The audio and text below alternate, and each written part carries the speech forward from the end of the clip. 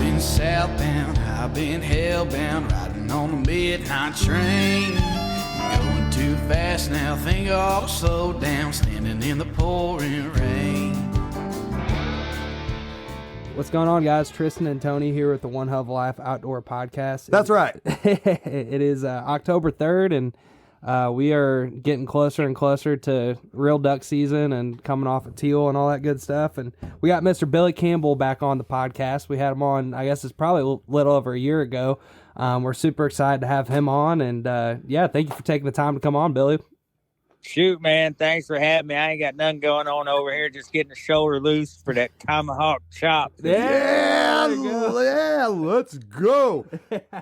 Man, oh, man. So, I mean, if you're not a Braves fan, and I know you're listening to me right now, you're a hater because you are so sick of hearing, oh, they broke this record. They broke I don't recall a season of any sporting team that I have, and maybe it's just because I'm a Braves fan, but I was a Cardinals fan most of my life until I moved to Georgia, and then I got to support my local team, But point is, I don't remember any team outside maybe like the Chicago Bulls that it's just this record, that record, this record, that record. I mean, this is nuts. It is history. You're right. It's been such a crazy year. I'm watching the Rangers do a little work right now against Tampa Bay, and I'm kind of fired up to watch that Phillies Marlins game later today. But I'm with you. I try to watch other games too. I'm a baseball fan in general, but goodness, I've been a Braves fan my whole life, and obviously them winning just a couple years ago was a big deal. But this team, offensively and defensively, compared to that one, or for that matter, any other team in history, it's pretty amazing, really. It is, and I just keep thinking about Morgan Wallen's song. Yeah, I'm like, bro, this don't better not be the 23. Don't say it. Song. Don't say it. Don't say it. Well, I have genuine concerns. I think. I mean, you look at what made. I mean, if you were to say one thing about the franchise in the '90s, when even though they only come away with one, they so many division titles, their strength was pitching. Yeah. And the one thing, what's the one thing that can shut down a great offensive team is great pitching. And we're kind of in a bind. We didn't make that big starter pitcher move at the deadline, and Freed's battling that blister, and Morton's out with whatever he's got going on with his finger. And I mean, we're going to be relying on what? Strider, Elder. Yeah. Be a tough little pinch there. Yeah. I always cracked up whenever back in the days of football, and your defensive coach would be like, if they don't score, they can't win. And then, my offensive coordinator one time under his breath, he goes, but if you beat the shit out of them, he goes, they can't catch you. And I thought, you know what? That is another side of the fence. So that's what we're going to have to go with the Braves are kind of like the Chiefs as far as that goes. The defense is all right, but they score enough points, they're winning, and that's one thing we've been great with and blessed with is the bats and the way everybody's come aligned. I mean, who would have thought outside of what Acuna's done is Azuna. Yeah. I mean, they were just talking to the announcers the other night. It was like, to us, that's the biggest surprise. Yeah, just happened to be at two different games this year where he hit 2 home runs. I'm like, this guy's just like insane. There's a reason why they brought him in. I think he was I know he's hit a couple more home runs this season. I mean, I guess this is career high year for him in home runs, but I was pretty pumped up with him just several years ago before he got into that trouble or whatever. For me, the biggest surprise has really been Arcia. Yeah.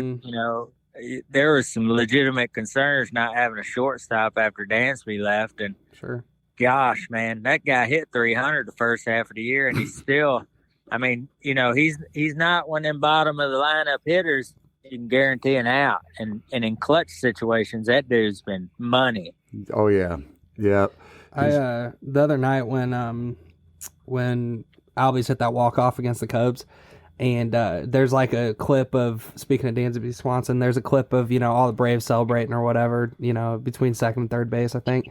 And you just see Dansby running off in the background. And the caption was just like, man, he wants to be celebrating with those guys. Like, and I was like, gosh, that sucks. Yeah. Well, that what happened with free agency. Yeah. I mean, it stinks, but in all honesty, it seems like to me Freeman and Swanson could have both been there still. But yeah, the Freddie thing is like, I mean, if what's true, the behind the scenes of that with the agent and everything, like that's just so messed up. If that's actually true, I mean, you almost have to believe it based on the reaction of Freddie, right? I mean, yeah, he fired him next week. Mm-hmm. Yeah, and I mean, when he came back home to the Braves, dude, you could feel the emotion in him. I mean, that was pretty emotional thing for him, and all you could do is feel bad for him, man. You're like, dang, But who knows? Maybe we'll get a chance to bring him on back. I think if the Braves had a chance to do it, it wasn't a left field type of purchase. I think that they would. They know the return they're going to get on it financially. Well, you replaced him with a guy who broke the record with homers and RBIs, so that ain't too shabby. Yeah, that's a legit point. I mean, yeah, we love you, Freddie, but. Yeah, now what do you do? Yeah, we just got one. If Freddie's 1A, we got 1B, or vice versa. Hey, never. Yeah, and then look at the age. I mean, Olsen's what, 5-6 years younger than Freddie? I think so. Isn't he like 29 or something? Yeah, 20, I think so. Yeah. Olsen, I mean, yeah, no, they're set up good. I think, don't they got like their whole core pretty much under contract? They're like 28 or 27 or something. Oh, it's great. Yeah, at least. Yeah, that's nuts, man. They're set up to have some good success. So, but all right, Billy. So I got a maybe curveball for you that I've been seeing out a lot on just social media and stuff. He just said curveball when we were talking about baseball. Now that's there you go. No pun intended. But so. This whole Farmer's Almanac thing, calling for a cold winter and early winter and all this stuff. Do you pay any attention to that? And do you feel like there's any accuracy to any of that? Because a lot of the people we talk to are like swear by it. Yep. Well, we talked to a lot of farmers. Mm-hmm.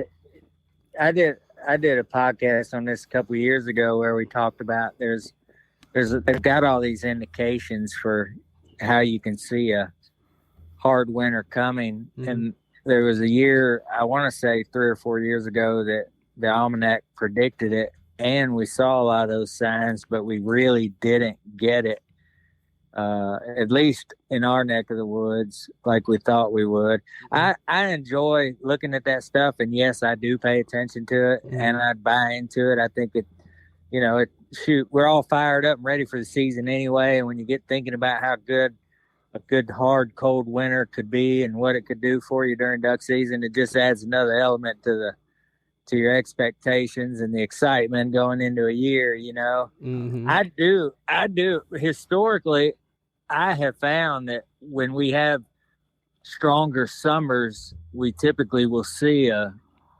stronger winter. And we had one of those. So I don't know what it was like there in Georgia, probably pretty close, but we had more days this year over 100 than I can remember in the last several years. So wow. It was, we got, I think, rain the end of May and then didn't see it again until last month. And so we were dry, we were hot, and I'd love to see that turn back around for us this winter. Yeah, no kidding. Yeah, here it was, this was our third summer we've been up here, and I was telling my dad, like, we don't get 100-degree days like y'all do in Texas, but very often anyway. But we had, I want to say those first 2 years, maybe 10 days over 95, and we definitely had at least 10, 12, 15 days, I don't even know, over 95 this year. Yeah, man, I'm asking my neighbor, we're up here, we moved up here in May, and, it gets into like July, August, and I'm like, dude, I just moved from Northeast Florida where there's no wind. It's humid all the time. It's 90 degrees for a month straight, and it rains every day, and I thought that they called this Hotlanta. Well, originally we're from Mississippi Valley up there across the river from St. Louis. So that gets hot down in there, boys and girls. And I think it's because all the humidity gets trapped in that Mississippi River Valley, but I was, predicting that it's going to suck. And I asked my neighbor, he's lived there 20 something years. And I said, hey, what's up with this Hotlanta? He goes, man, I don't know what's going on this year. He said, it's the weirdest thing. He said, it hasn't been like this since me and Karen moved in 20 years ago or whatever. Huh. And then the next year it was a little bit hotter, but not much. Yeah. I mean, it wasn't bad. I wouldn't call it Hotlanta this year. Oh yeah. Yeah. I call it Hotlanta, but when I hear you guys on the podcast talking about, oh, it's been triple digits for I'm like, I can only feel for you, man. I'm thinking about going to have to mow my grass with that 110 sunbeam in my eyeball. No. Dennis is in the right field of work with that AC business. Well, yeah. Oh, 100%. I mean, yeah. He basically. I'm sorry. Go ahead. No, I just gonna say, if you're gonna be in the AC business, being in it in Texas ain't a bad deal. I mean, it's nuts.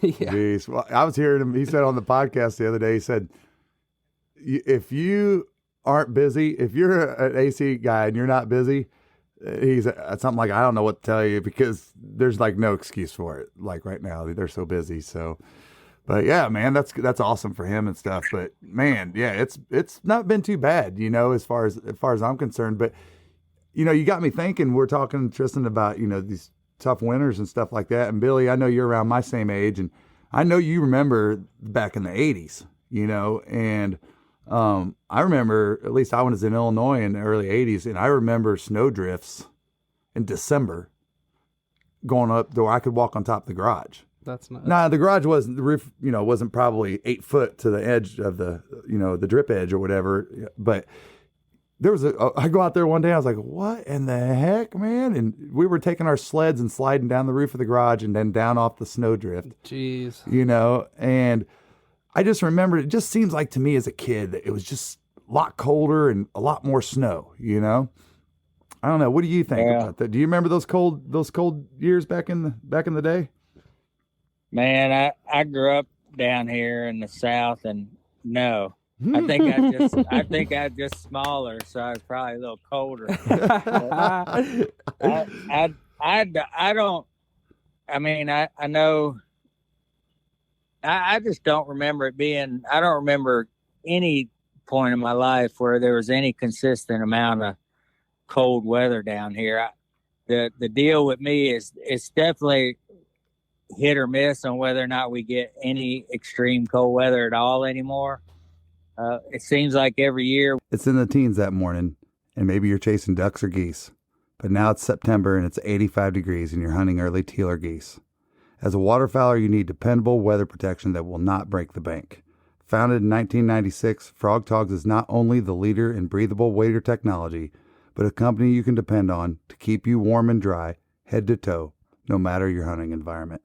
Stay bone dry by using discount code ZD315 for 15% off not only your first purchase, like most discount codes, but how about every single purchase you make from now until December 31st, 2024?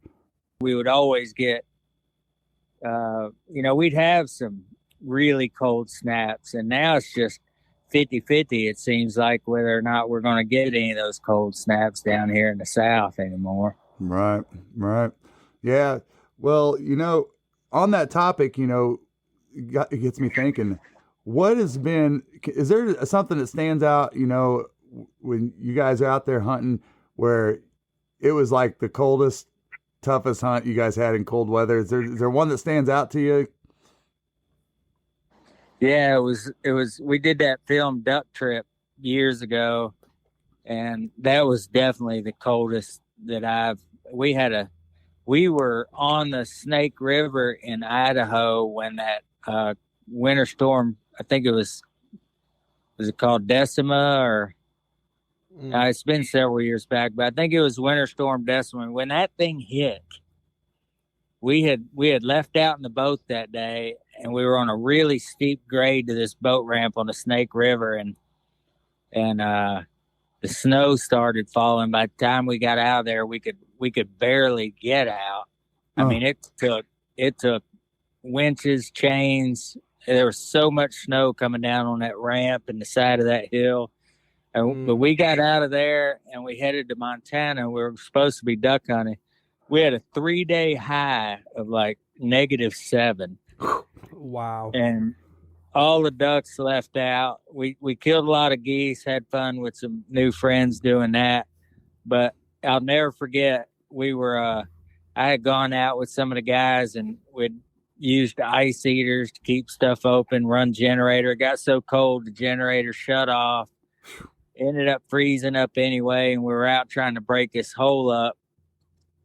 And one of the guys, he turned to me, he said, "Man, you need to go sit in the truck for a couple minutes." And I was like, "Bro, just because I'm from the South, you don't mean you got to pick on me like that." He said, No. And the guy was a medic. And he said, "No, you got the second stage of frostbite going on your face." What? And he said, "Seriously," he said, "you're going to be in a lot of trouble if you don't go sit in the truck for just a couple minutes." And that's when I realized, I always thought I'd like to live up here, but maybe I ain't man enough, brother. I mean, that's some serious cold, because it wasn't no big deal to me. He said another 15 minutes out there, I could be losing my nose. I'm like, Oh well, my I gosh. have a hard enough cut time keeping a woman around now. If I didn't have a nose, I wouldn't have a shot. So maybe I need to just stay down there in Texas. Oh my gosh, man. Man, golly, that is so cool. I always, maybe we all do this. You watch Life Below Zero or something like that, and it's like, well, it's -40 today, and the temperature's broke, and I can get some work done because it's not -50. When it's -50, that's when it gets serious. And I'm going, it's crazy how. I mean, you want to look at that and go, they're lying, but they're not lying. No, I think our wind chills were between 50 and 60 below all week. Oh my gosh. Gracious. Yeah, I just don't. I guess it's amazing how the human body acclimates. And your mitochondria and all this other stuff that I don't know anything about. But I do know that if you spend a lot of time in the cold, in my mind, and this might be just an old redneck thing, is that, you got all these skin cells on your epidermis, I think it's called. Dang. And, Science out here. well, and if you spend a lot of time in the cold, you kill a certain layer of those skin cells. Are you sure about this? I told you some redneck shit. This feels like some bro science. Yeah, listen. This is my philosophy. Because my stepdad would put me in a tree stand at 10 years old and tell me to hold it, didn't give me nothing to pee in, and I definitely didn't have enough layers of clothes on. Just probably some Kmart rubber boots. I'm out there crying and dying. And there was something that happened to me through that process that made me, I can deal with the cold. I mean, you've seen it, Tristan. Yeah, definitely better than I can. But so my philosophy is all those skin cells and stuff, they're dead, or they're immune to it, and they just go, hell with it, let's go. You numbed them out. Yeah, maybe. I don't know. But I seem like I'm freezing to death the first week of every duck season, and I ain't even cold yet. Yeah. If once I get acclimated to it, like by the end of the year, like I've got a little 2-bedroom house. It's a tiny, modest little place, shoved back corner of a little private lake, but I rarely run my heat. By the time I get acclimated to being outside all the time during duck season, I just rather not have it on unless we get one of them really dangerous cold snaps. But I got to ask you talking about holding your pee during deer hunting and stuff. You one of them guys that are bent over the fact that scent and such has a big deal with being successful in a deer stand? Because I was raised if you were to walk up on my dad's tree stand, he'd probably be taking a piss, smoking a cigarette while he was in it. You know what I mean? Oh yeah. No. Here's the thing, and this is what I've thought ever since all of the scent stuff has came out. And we could relate this to even duck hunting. I mean, in a quick second, you can say, well, guys used to take a 410 out there and shoot 8-shot and have a red and black flannel on and a half a dozen ducks, and they killed their limit every day, and shot them at 15 yards, But the thing is with deer hunting is, it's all about the wind. You can't beat the nose. You know, you will never beat the nose. I don't care unless you wash scent free. You're in a clean room and you step into a bubble that was previously not scented. They say rubber doesn't smell my ass. I can smell rubber. All right. It might not hold odor, but you can smell rubber. Okay. But the thing is that I guess, you know, as psycho as we get about it is we say, man, if I can reduce my scent path and get one more step, that's what I always said. I said, I'm not looking to be scent free. I'm looking to get one more step because there's been so many times in my life in some big deer that's all I needed, man. One more step and that deer is getting smoked, you know? And so that's been my philosophy behind it, is just try to do that. You know, my mom set all those records and she was 8 feet off the ground. She smoked half-pack cigarettes every morning, every evening. I mean, 8 feet off the ground. She shot her biggest one at 3 yards, 8 feet off the ground, you know? So the wind has to be right, you know? And, of course, you know, when it's a rut, they act a little goofy and stuff like that, not on their keen senses, but, that's my kind of take on it, you know? And, you know, no, I like it. I appreciate you sharing it. I mean, I've been on both sides of it. You know, I used to have the boys, we'd shove all our clothes, hunting clothes, in the bags with leaves, you know, and Sure. leave them outside before the season started. And like I said, I didn't grow up that way, but some guys I hung out with when they hunted, they kind of taught me the other aspect of it. And I'm with you. I mean, you know, we've always talked about that with duck hunting. If you could potentially gain any type of advantage to be more successful, why wouldn't you try it? Exactly. Exactly. I mean, I remember back in the day where me and my buddy Dave, and he's passed on now, but you know, we were so psychotic that my wife walks in the kitchen one day and she goes, "Why does it smell like the forest in here?" And me and Dave are sitting with a big pot of oak leaves and walnuts and acorns and boiling that crap. And we're going to extract the juices from it, put it in spray bottles, all this stuff. I mean, and we did too, man. I mean, we thought we were geniuses, you know, and I just saw, I don't know. It's called Scent Blender. Yeah, there's a guy that came out with this thing called Scent Blender, and it kind of looks like one of those little chopper machines. You put liquid in, and it grinds it all up and puts it, it's like, you do it with your hands, and it basically makes it into a liquid, you know, that you can use, and it's all natural. But yeah, I remember doing that kind of crazy stuff. I got a good story for you, Billy. You want to hear a good one about technology? Oh, yeah. And deer hunting? So back in the day, I used to own a website called extremehunting.com. All right. And at the time, we had more information on North American animals than the Discovery Channel. We worked with the University of Michigan, and they're the Center of Zoological Research, and had a great mentor that kind of helped lead this thing. And it was right after remember the old big .com crashes? Oh, yeah. Yeah. So he was just like, he goes, "Look, the reason why the whole .com thing crashed is because people were trying to win Webby Awards instead of trying to figure out how do I keep people on my site, you know, and navigation." And so anyway, long story short, we built this website, had over 500 pages. We had 13 outdoor writers. It was a big deal. And, you know, we were out there trying to like lead technology.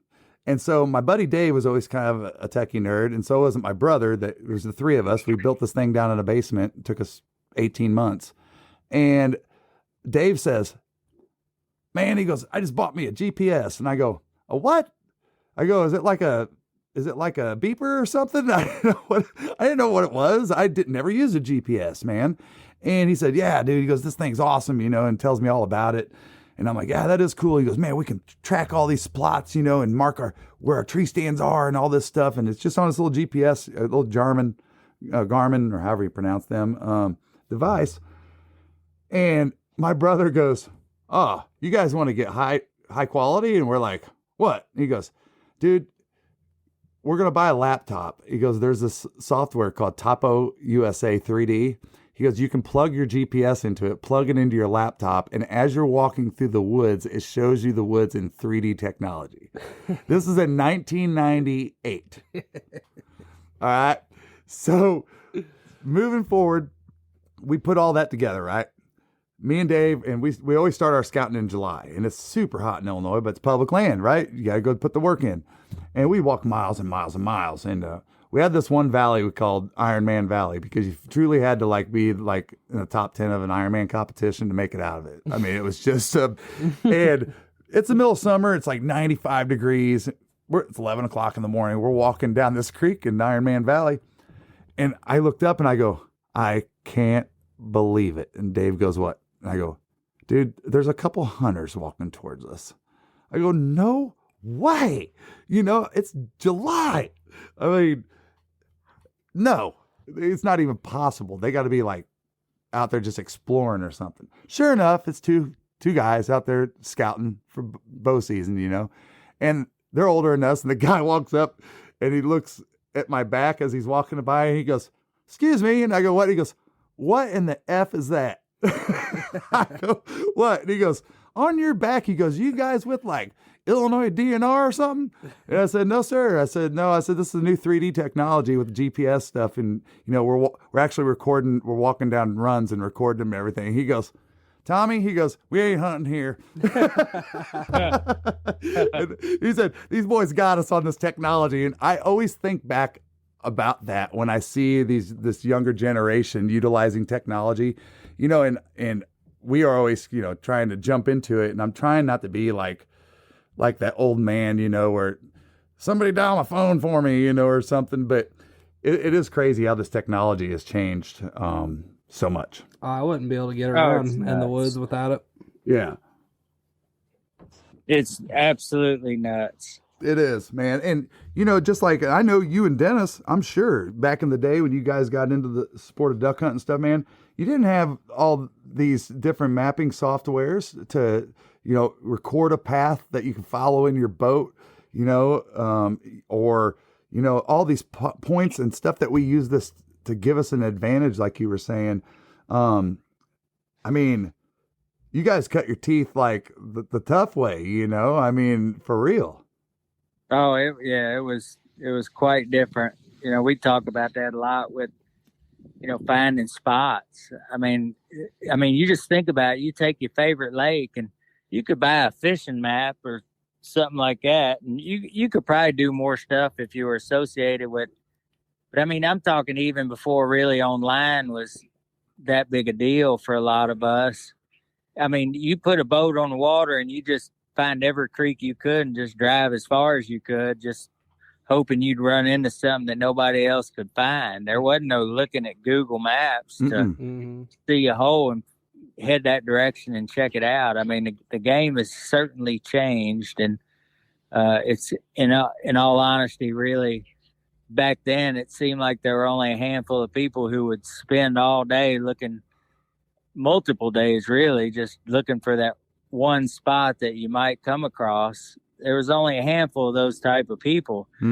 Now with technology, it's really equalized the playing field, if you will, I think, because now anybody can pull it up, look at it, and go find it, and it doesn't take near the work to get to it. But sure, different ball game, man, different ball game. Yeah, I mean, I remember what we used to do is the only place you could buy aerial photography or legit good contour maps. What am I thinking of? Slipped my mind. Not the aerials, but topo maps. Yeah, the only place you could get like where you knew it was accurate and good stuff was from the USGS, and you'd have to order that. And I went as far as I would buy the aerial photograph, make it 100% scale to the topographical, and I would print the aerial map on polypropylene.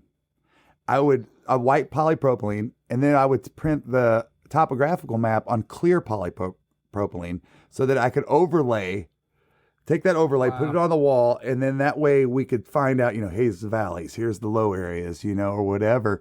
And I mean, you obviously ain't as much dumb redneck as you led us to believe. Right? No, it's just a lot of stuff I was used to be good at. I'm not anymore because the computer's gotten in the way. Why didn't you tell me your dad was a nerd when he was young?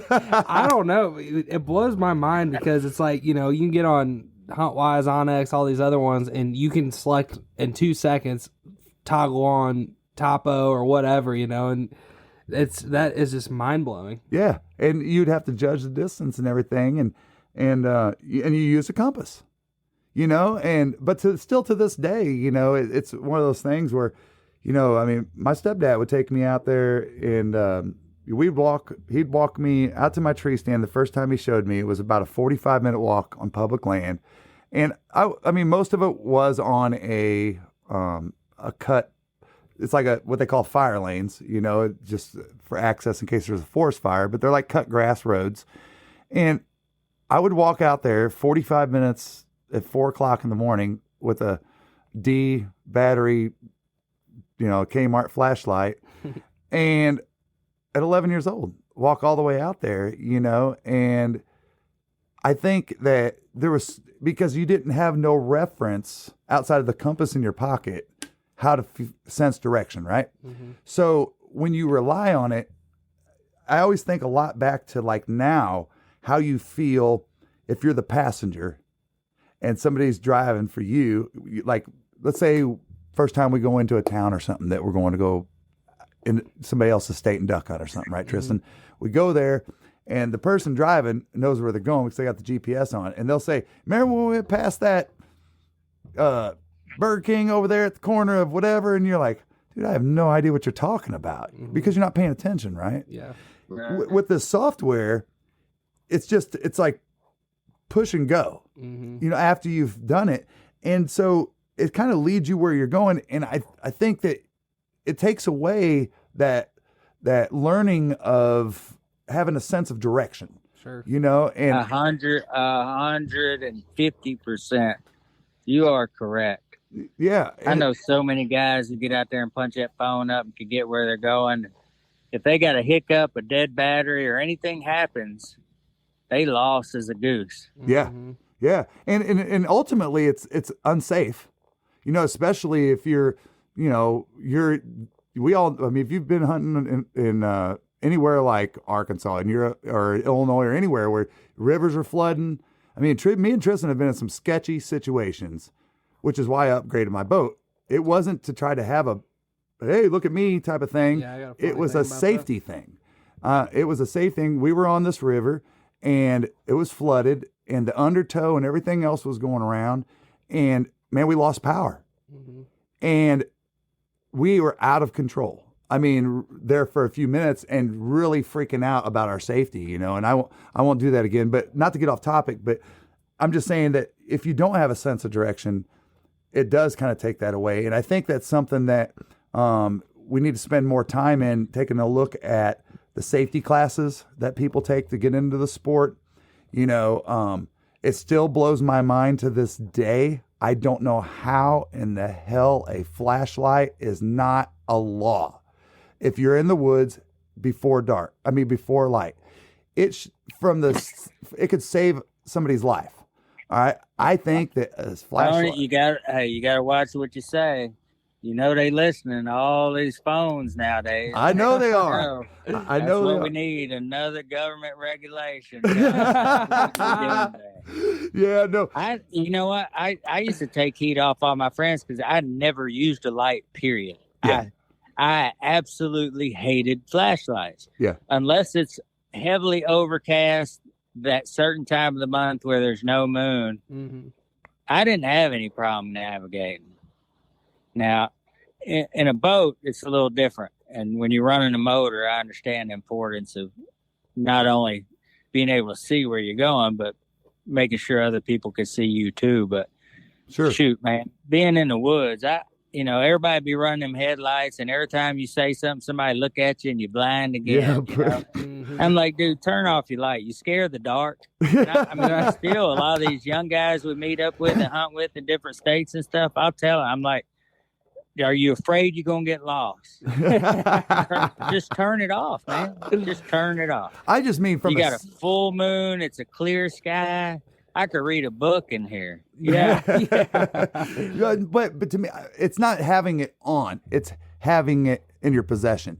And because I'm not going to beat a dead horse with this, but I'm just saying some of the goofiest stuff that they require you to have, like All right, you got to have like a fire extinguisher in a boat. Exactly, because your boat is 16 foot 3 inches. You now have to have a fire extinguisher. You have to have flares. You have to have all this other whatever. Have you ever in your life used any of that? No, no, and not unless I was lighting a flare off to shoot at one of my buddies when I was younger or something. Right.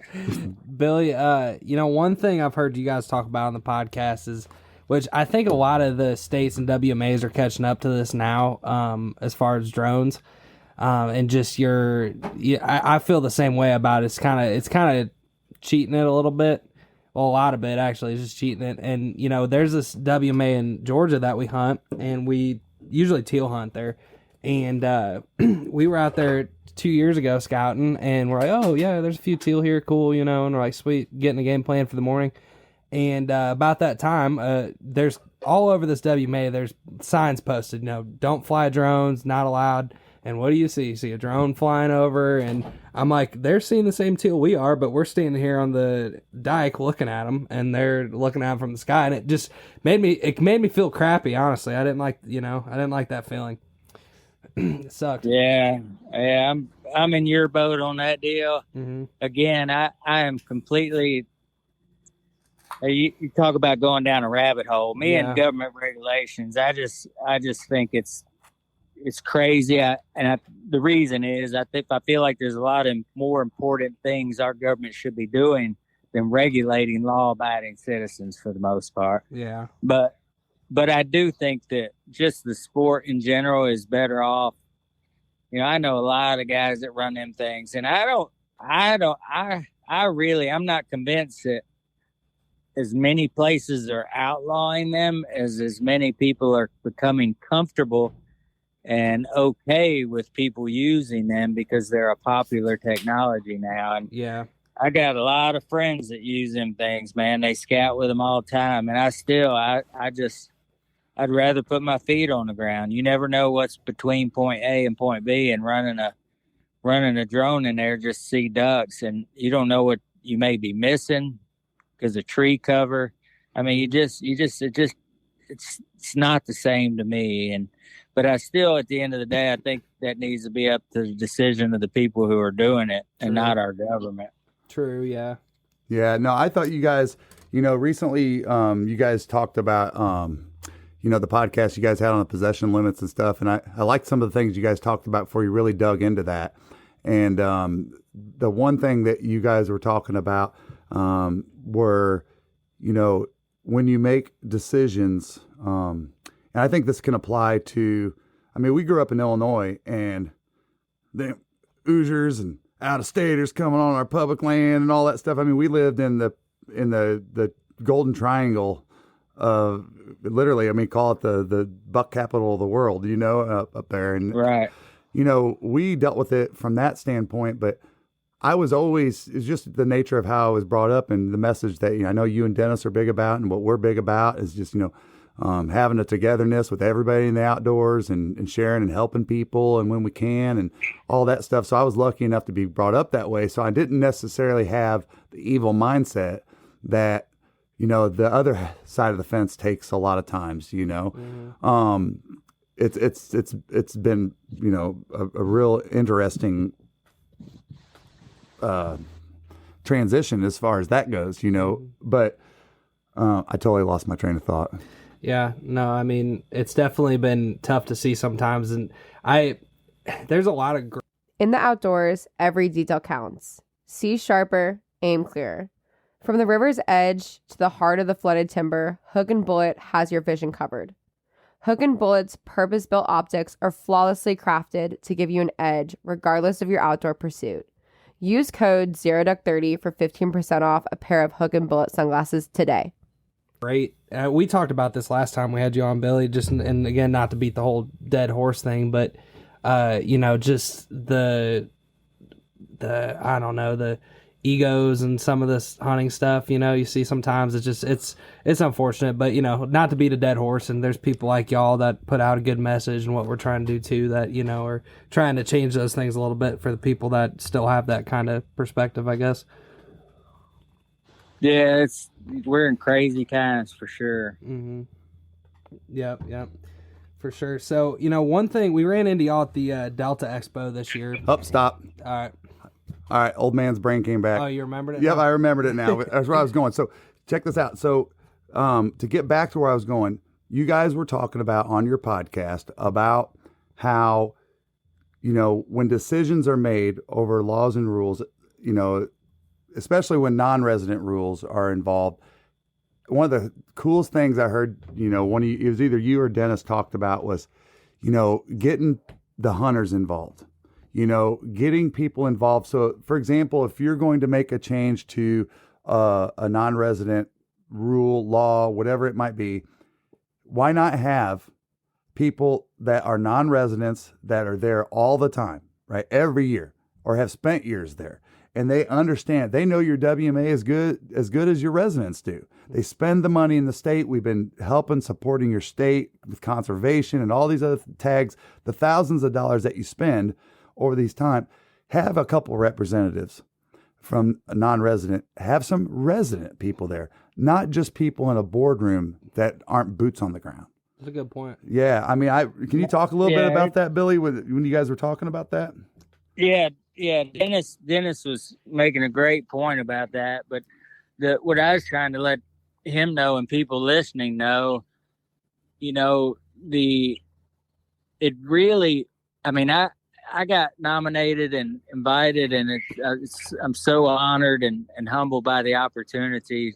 Very thankful to be a part of our Migratory Bird Advisory Committee now. And these agencies, they are made up of outdoorsmen, yes. And that's something that I don't know if a lot of people don't realize that. Mm-hmm. And you just that we just think that these guys that sit behind a desk all the time make these rules. These guys are also, they've grown up. They've been avid outdoorsmen for the most part. I don't know all of them, and I can't say they all are, but the majority of the people that I've met that are associated with these committees, advisory committees, with the boards that are responsible for the state regulations that advise. Now, once it gets past that state level and into the government, I don't know. But there are a lot of great outdoorsmen who are doing their best for conservation. And all of these, even Arkansas, we pick on them because of all their regulations. But every time they talk about putting these in place, they open the floor up for conversation. Mm-hmm. Yep. And we as outdoorsmen have every opportunity. But the thing you hear is, one, I didn't know where to go. So them getting that message out, there may need to be some work done in that area. And, just the other side of that is, just because you are an avid outdoorsman doesn't mean you're going to make a great decision in all those situations. I think that, for example, the majority, I think there's 30-something people in this committee I'm on, and we added 3 the year that I came on, and we were the first 3 on that committee that were public land hunters. And now, is that state specific? That is, yeah, Okay. That's state of Texas. Okay, all right.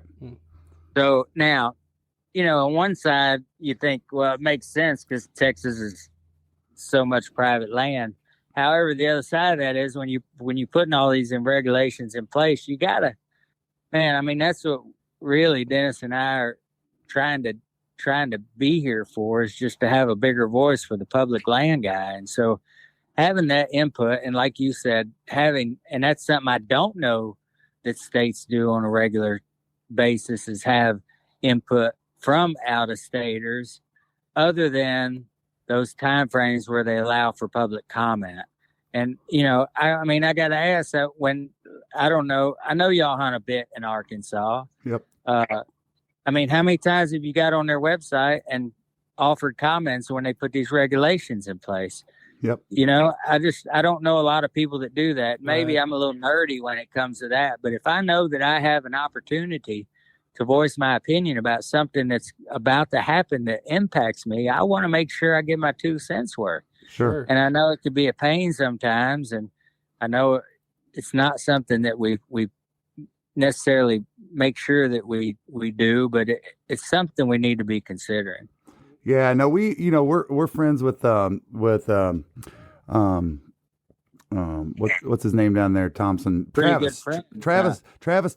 Well, I didn't say good friend. No, but we're friends with Travis Thompson down there in Florida, and he is one of the biggest conservationists and spokespeople that I know.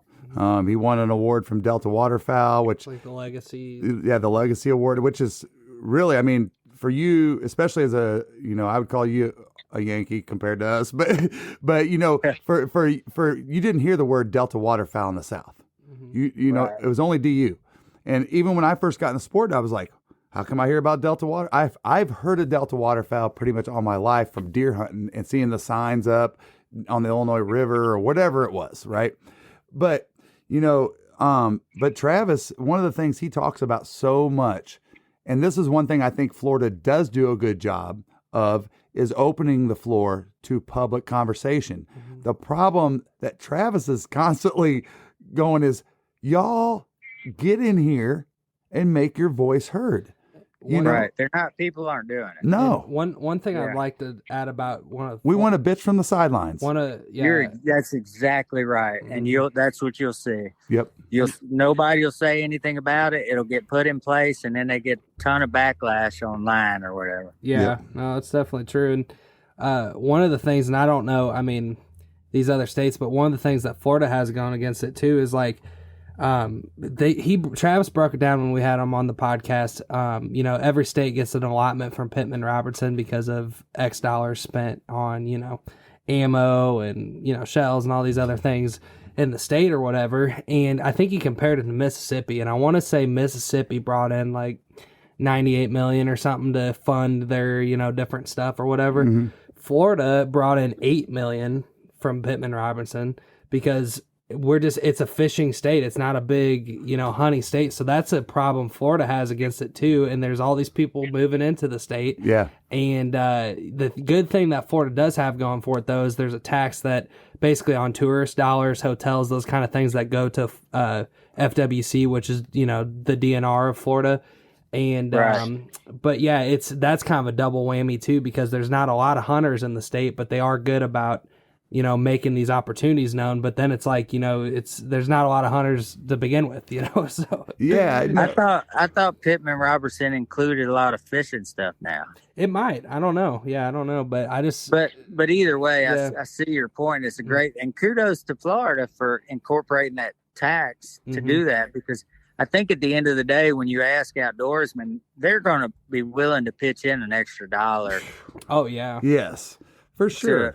To preserve this way of life for the next generation. And obviously conservationists and members, outdoorsmen have always been good about that. And I think that where a state recognizes they're falling short in an area, they have options, and, kudos to them for getting that done.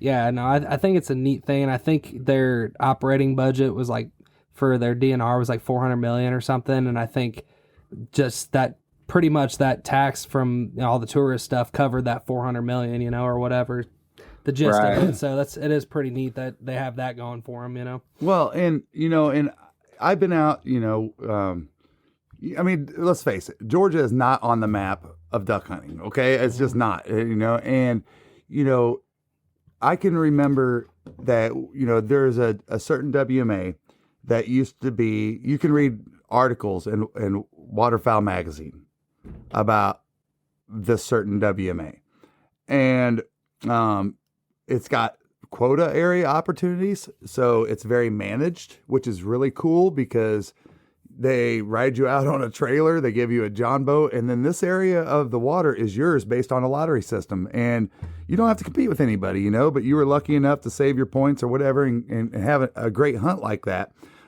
Which is an incredible way to get young people into the sport, but this certain WMA, was so great at one time, and these folks wanted to say, oh, it used to be this, and it used to be that, and it used to be this, and I said, let's do something about it. And they're like, what do you mean? And I said, well, let's approach the biologist that's part of this WMA and say, hey, look, we're residents here that want to volunteer our help. If we need to go out and help do a controlled burn, if we need to go out and, plant moist soil plants, or during the spring, or whatever it is that they need help with, mowing. It doesn't matter. And I talked to all these guys and they were like, oh yeah, let's do it. Let's do it. Not a call. Not a call, and I think the one of the points that you're talking about that, I like that you're that bold, Billy, to jump on and make your voice heard, but the fact of the matter is us as hunters, we turned conservation in an immediate turn back during the old days of commercialized hunting. And we're the biggest portion of conservation that has turned these species around. My stepdad that hunted in the 60s in Illinois, can you imagine this? He said you would hunt for an entire season.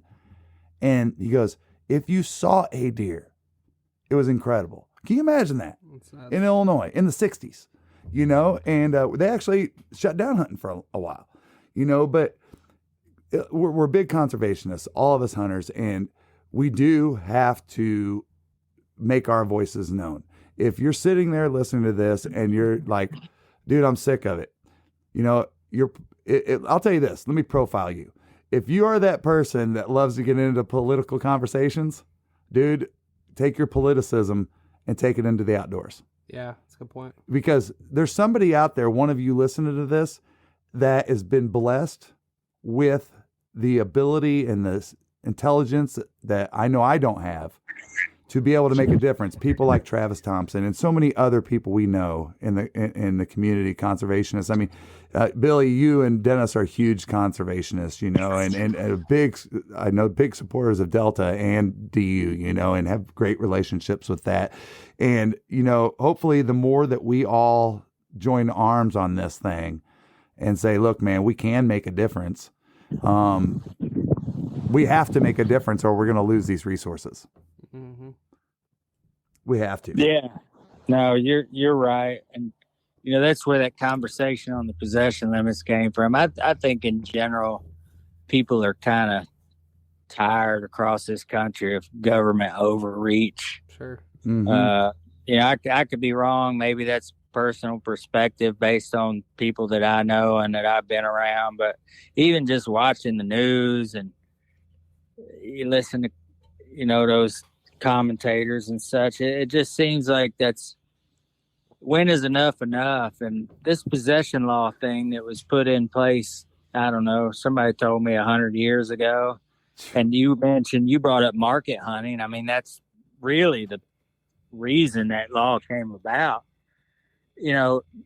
Knowing that a new guy or even a guy like me who doesn't get in trouble in the outdoors and it's hard work nowadays to hunt multi-states and make sure you do everything you need to do to be within the, when you talk about traveling with you talked about what you need on a boat. Well, boat regulations change from state to state, just like WMA regulations and state waterfowl regulations. And the fact that I can't go, if I go anywhere, I'm not going for 3 days. Right. I mean, that's just it. Especially, let's say, I'm going to use Arkansas again. If they give me a 10-day period that I can be over, I'm going to try and utilize all those 10 days if I can.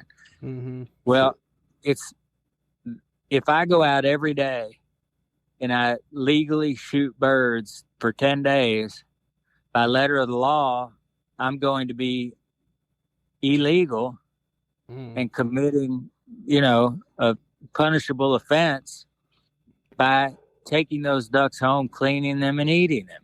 Yeah. That's and it's not right. No. And it's outdated. It needs to be changed. And, finding, and you hear about it all the time. I see it all the time where guys get tickets and maybe by letter of the law, they're trying to do everything they can to get it right. And by letter of the law, somewhere down there, they've made a mistake or didn't understand something, and they end up having to pay fines or they got point systems now in a lot of states. So now you're looking at taking somebody's license. I mean, it's crazy. And it's not just the possession thing. That's kind of what our current topic is, but you look, there's a lot of conversations about utilizing federal lands for other purposes. And I just think you get to that point, you look at that report that Delta put out, I don't know, I think it was last month, where duck breeding numbers are essentially, they're great. And it's kind of to your point, Tony, that you were making a while ago about back in the day not seeing a deer. And I know there's a lot of conversation. If you ask a lot of old timers, they talk about how good it used to be, but in reality, it is great. The duck numbers have been solid. I know they're up and down and there's some concerns, but the amount of hunters that are chasing them are lower than it's ever been. Yeah. And if we don't turn that number around, those funds that you talk about that are utilized, just like you're talking about with Florida, Tristan, because of where they're at and the amount of hunters they have, imagine if that happens across the United States. Right. There's not going to be enough money to sustain this. So, and it gets back to what you guys were saying, which is we need to get involved. We need to make sure our voices are heard. And in my opinion, we got to bring it. I just believe the outdoorsman is the last group of people, and outdoors men and women. I'm not trying to say men in general, but anybody who spends time outdoors, there's your voice of reason. Yep. And we talk all the time about the lack of common sense that's happening. We need to get involved, voice our opinions, and get back to having some common sense when these regulations are put in place. Yep. Yeah. And, and it all just, I tell Tristan this all the time, and I know he believes the same thing as me, I kind of almost look at this as like a God thing, when it comes to, if you just treat people good, it'll come back to you full circle. It doesn't mean that you expect to get something in return. It's just that you're given, right? And so it's been in our human nature just to give to other people, hunters that I've given away. Do you want coffee that doesn't suck? Get the Duck. Dirty Duck coffee is made specifically for the waterfowl enthusiast. Enjoy flavors like Morning Wood, Dark Dynasty, Cinnamon Teal Snickerdoodle, and First Flight to unlock the flavor that you'll enjoy in the blind for years to come.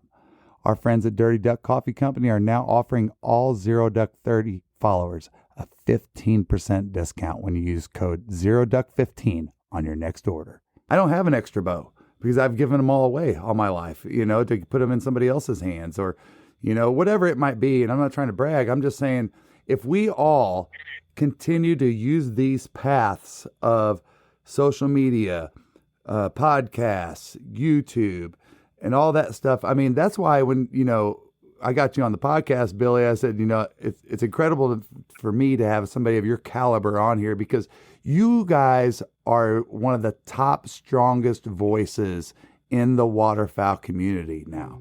And I know that it's came with a lot of motors falling off the boat on the highway and sleeping in freezing cold temperatures and all that stuff. And we sure appreciate what you guys do outside of the entertainment value that you bring to this industry. Well, I can't thank you enough for the kind words. I don't know about, I think we talked about when we got on the phone that I consider us more pea shooters than anything else if you're talking about caliber. But if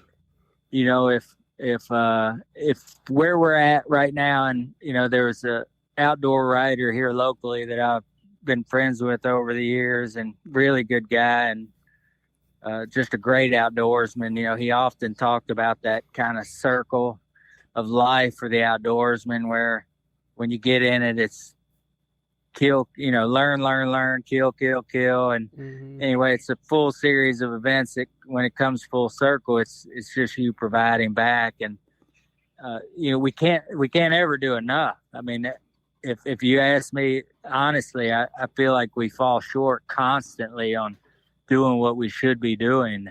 And there's so much that we can all do. So I'm very thankful for the kind words. I think Dennis and I have a long way to go. We just want to be a good representation when given the opportunity, and make sure that at any table involved when decisions are made in the outdoors, that the credit's brought to the guys who work the hardest, in our opinion. That's the guy who chases anything on public land. Yep. Yep. And and if you haven't heard this before, go back, and you can go back into the Dr. Duck podcast and listen to what Billy pulls up some facts and some numbers from, I think it was 2 years ago that you did that podcast on the amount of duck stamps sold. He provided some very strong facts to support the fact that we are losing hunters. We're nowhere close. Do you remember any of those numbers off the top of your head of like what it used to be compared to what it is now, Billy? Well, I think at its high, it was over 2 million, and I'm talking just waterfowl hunters. And I don't have any of this in front of me, but I can tell you that we've been floating around that 1 million mark. The last couple of years, we've seen a little tick up, but it's my understanding, at least from that Delta report, that it may have ticked back down again. I mean, we fell under 1 million for several years when I did that podcast. And I mean, it's not about, it's about having the right to get out and do that. I was raised, I was poor. I mean, dirt poor. And that's what we lived off of.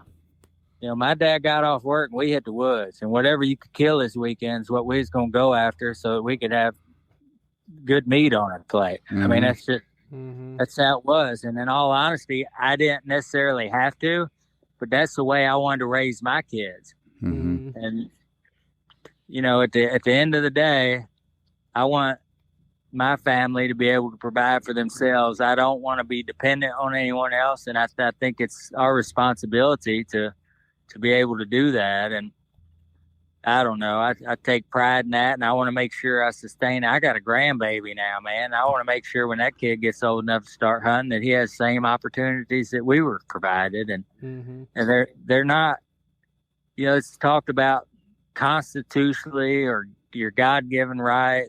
There are a lot of people who don't see things the way that we see things, and they could care less whether we have the freedom to go out and do those things. So if we don't keep people involved, keep conservation dollars coming in, and keep this way of life healthy, then it's gonna, I'm not saying it'll go away, because you're gonna have guys that ain't gonna stop no matter what. Yeah, right. Yep. But we don't want it to come to that.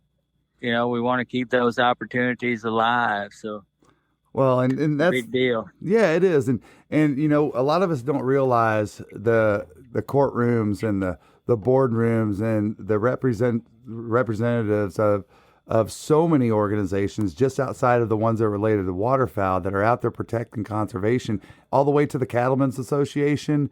I know they're a huge partner of DU down in Florida, and everybody's like, Florida, Cattlemen's Association. Yeah, guess what? They have one of the biggest states of cattle, outside of big old Texas. But no, here's the bottom line. And I've said this before.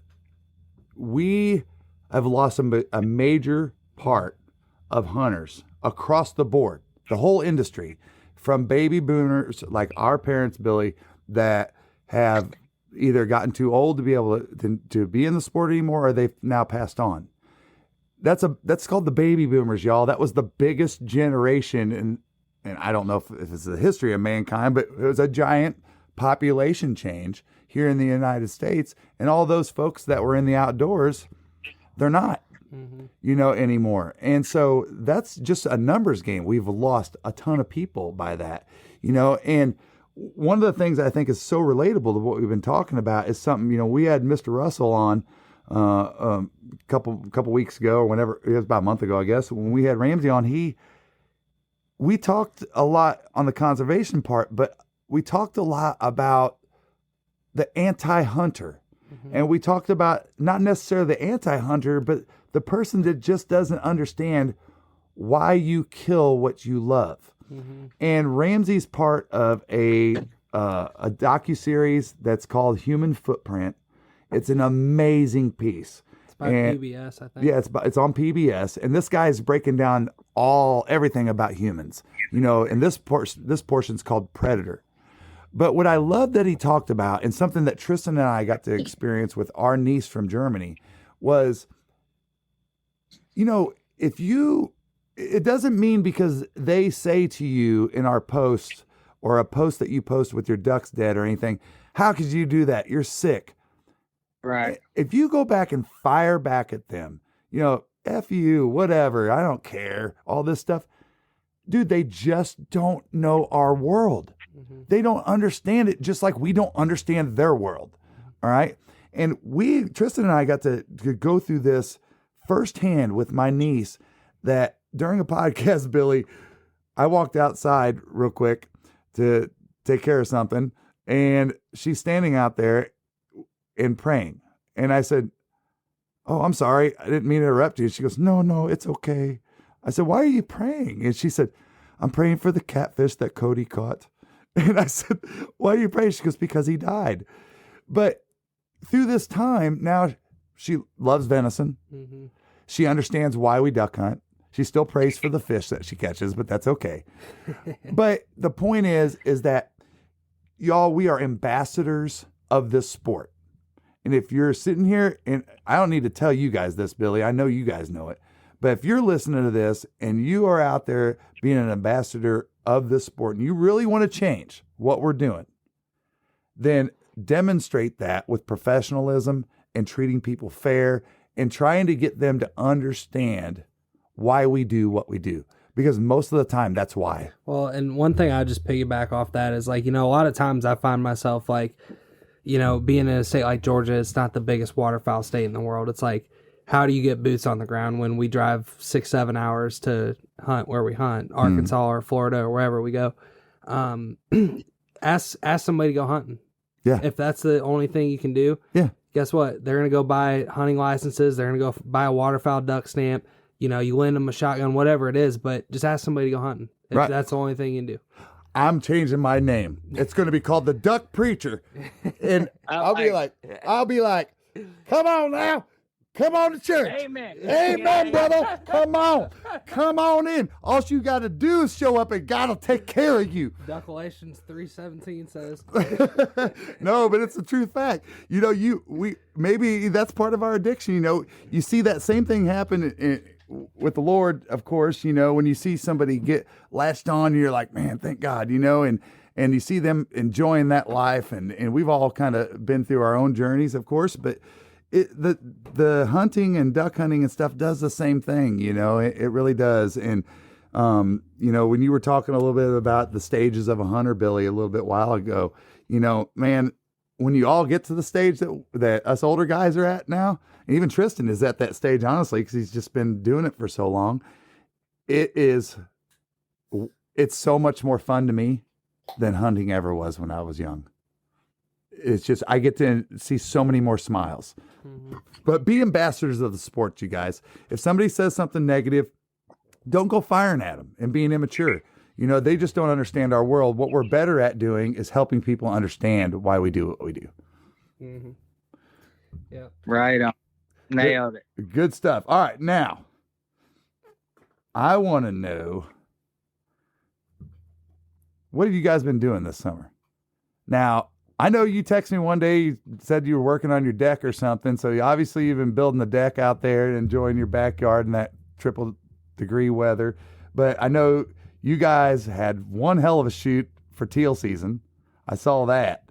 And we ran into you at Delta Expo and stuff. What have you guys been doing this summer? Well, I can tell you, Dennis ain't been doing nothing but sweating in attics.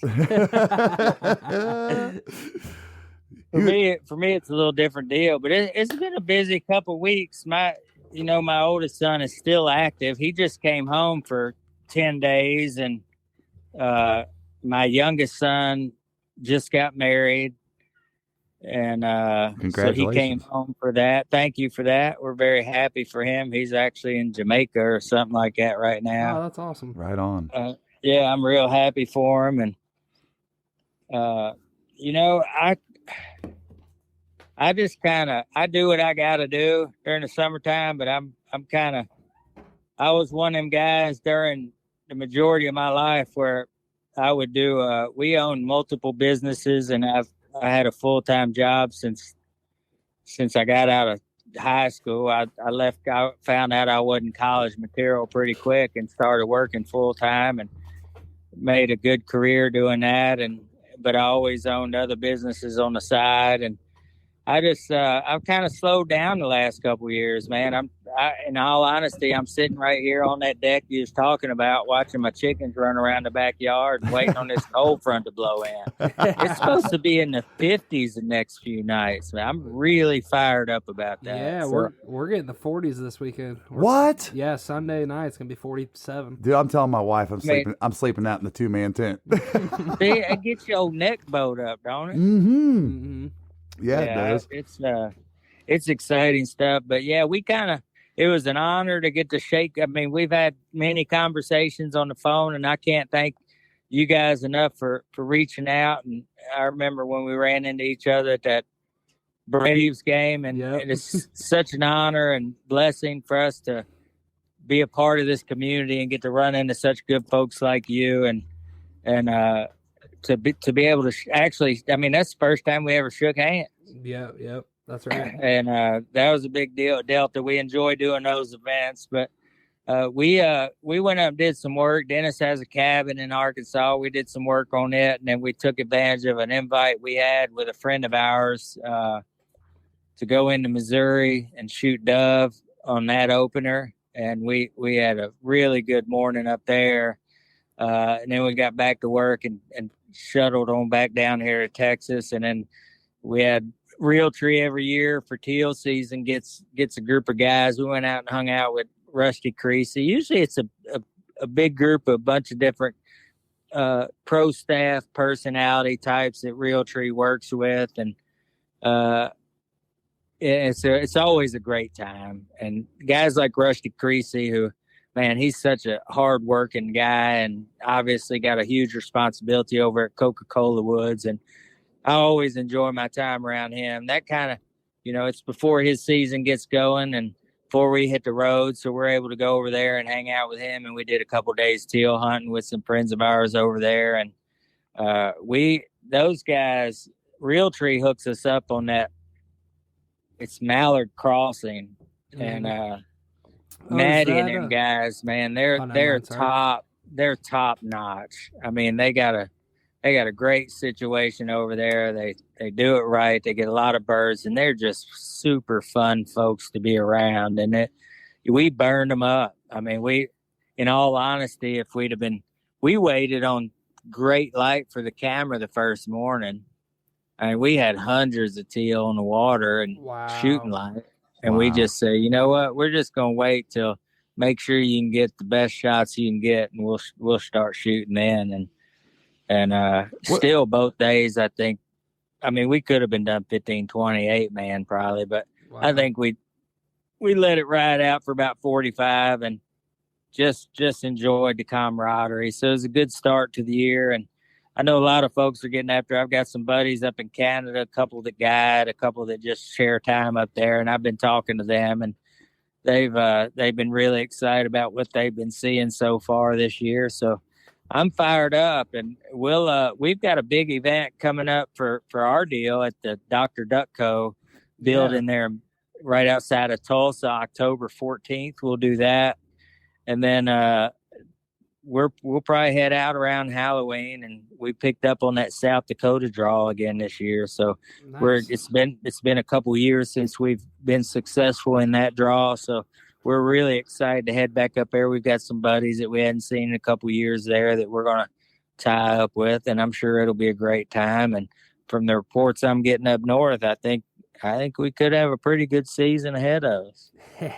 That's awesome, man. And you guys will be, I mean, I know you guys did some unique things last year, which I love it when I can see when somebody gets to go out and experience the East Coast. I know you guys went out and hunted some brants and some black ducks out there. Yes. Yeah. At the end of it was during the season last year, I guess. And man, isn't it awesome whenever you get to, and Ramsey Russell talks about this a lot, when you get to go into a different state like that and play their game. Mm-hmm.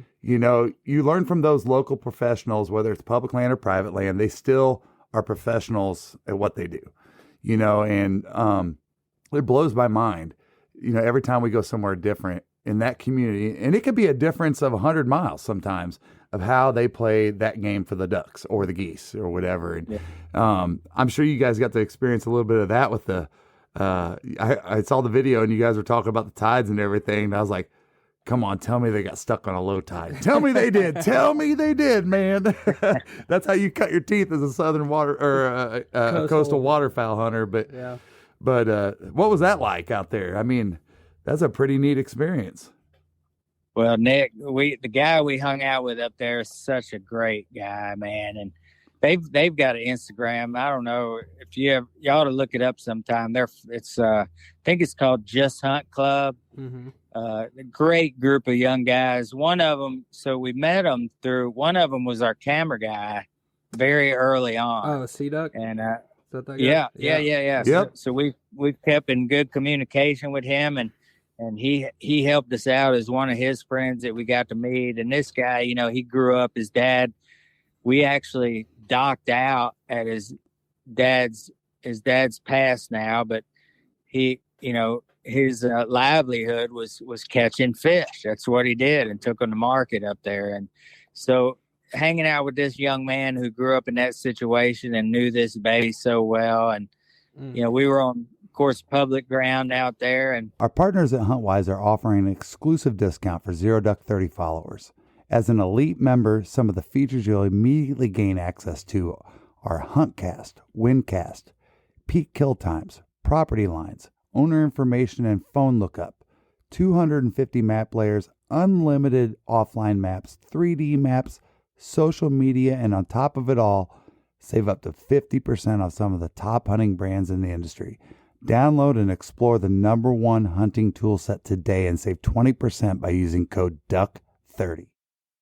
It's nothing like rolling up to a boat ramp down south. I can tell you, it's a lot different. But you nailed it, Tony. I mean, and more so than me playing their game, I think it's just watching a guy like that who's grown up in that area play that game. I have great admiration for him and the way he did it. I got to tell you, I don't know that I care that I ever go back brant goose hunting. I don't know. It's not really my thing. Right. But it was the experience of a lifetime for sure to see these guys strategize and get to be a part of that firsthand, see it go down.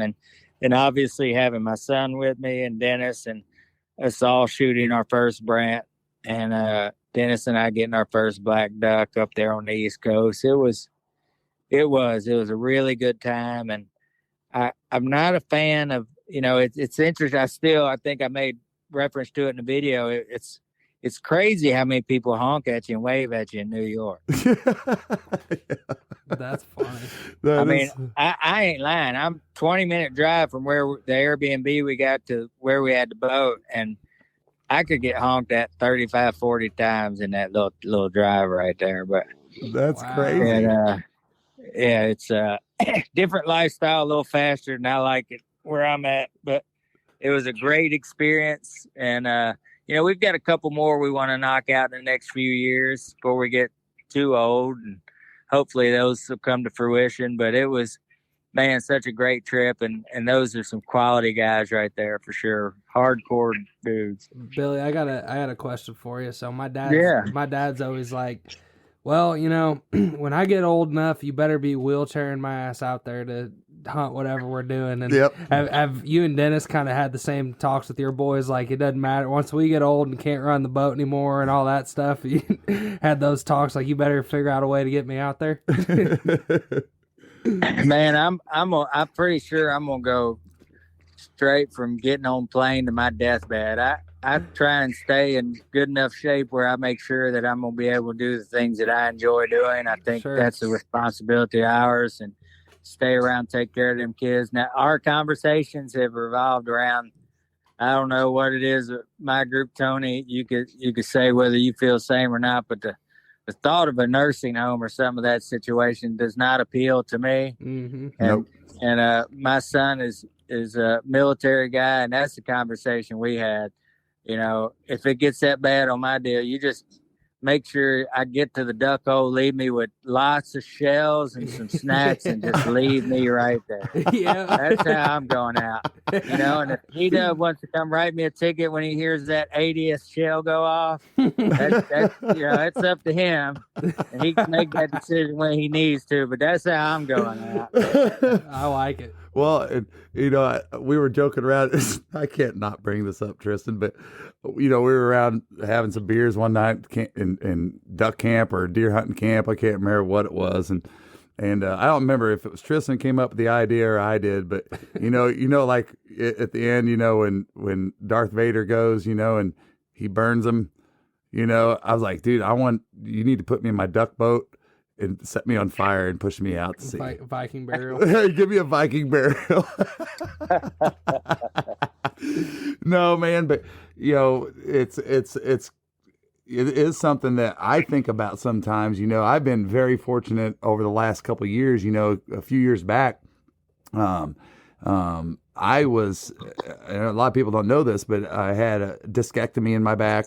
I was basically walking around for 6 months like a 98-year-old man. I mean, it debilitated me, and I've always been a very high functioning physical person. I've played sports all my life. I've always just been on the go, and that really freaked me out, and thank God for technology. I was able, the VA got me in, and after a to-do, and it's always a to-do with the VA, but Trump made it better, I will say. But, I got in there, I had the discectomy. They had to take 10% of one of my discs out in my L5, L6, and it gave me relief right off the table, but, as the saying goes, once you have surgery on your back, it kind of never stops, and so every once in a while I'll get that nerve pain down the leg or something like that, and I'm like, God, I ain't ready for this again. I'm like you got to tell me, so I'm stretching like crazy and doing every single thing I can to try to stay in the game. Like you were saying, Billy, you love it so much, and the last thing I can ever imagine is that I can't do it because physically I can't make it anymore. Right.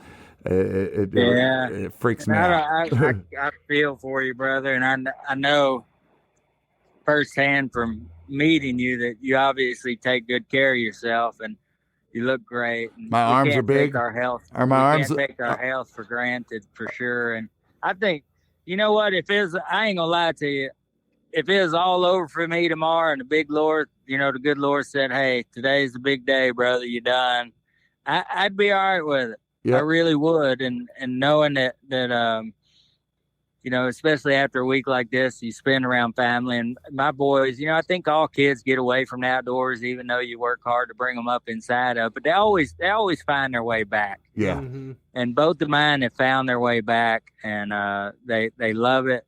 They enjoy it. I'm going to continue to do that, and I know that they'll remember. That's the thing. We've got so many memories together in the outdoors, and I know they'll cherish those forever. And I couldn't ask, even if it all, stopped today, I couldn't ask for a more blessed life. And I'm very thankful for the time that I've shared with family outside, and it's been a big part of that. And you go back to that conversation you was having about people that just don't understand. You almost feel sorry for them. Yeah. That they haven't, I've got a good friend and we don't talk near as much as we used to or as we should anymore. But he chose that city lifestyle, and he moved up there to New York City, and he's made a good living up there. He's a very talented individual and great person, but it's just a different lifestyle, and it's not for me. So it's like I'm very thankful Hank for the one I Jr. got. song, Billy. Yeah, right. Not to interrupt you, but no, that's it though. And if it all went down today, I'd be good with it, man. I'm super blessed and very thankful. And part of that, like I said, is there's so many great people in this industry, and that you meet outside at the boat ramps and outdoors, and thankful for all those great relationships, and hope we get to do it for, long as we can, at least. That's right. You talk about, the people you meet and the stuff you work with, and one thing that we cannot not talk about is, froggtoggs, and obviously, y'all have been doing stuff with froggtoggs. I think you started last year, and you guys, I forgot who y'all were working with before that, but man, isn't Froggtoggs a great company? Man, you talk about doing business with people, and we all think about it, and Dennis and I talk about it on our podcast.